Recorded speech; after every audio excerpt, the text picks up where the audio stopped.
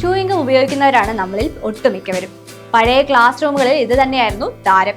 ബെഞ്ചിനടിയിലും ഇരിപ്പിടങ്ങളിലുമെല്ലാം chewing gum ചവച്ച ശേഷം ഒട്ടിച്ചു വെക്കാതെ പലരുടെയും കുട്ടിക്കാലം കഴിഞ്ഞു പോയിട്ടുണ്ടാവില്ല. ബോറടി മാറ്റാനാണ് പലരും ചൂയിങ്കം ചവയ്ക്കുന്നത്. എന്നാൽ ചൂയിങ്കം ചവയ്ക്കുന്നത് നമ്മുടെ തലച്ചോറിന് കൂടുതൽ ബുദ്ധിശക്തിയും സന്തോഷവും നൽകുമെന്നാണ് പുതിയ പഠനങ്ങൾ തെളിയിക്കുന്നത്.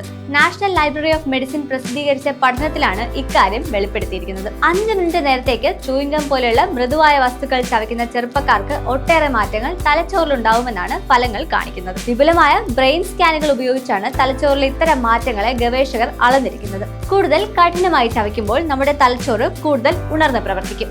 കൂടാതെ തലച്ചോറിലെ രക്തയോട്ടം വർദ്ധിപ്പിക്കുകയും അവയുടെ സ്വാഭാവിക പ്രതിരോധ സംവിധാനത്തെ സജീവമാക്കുകയും ചെയ്യുന്നു.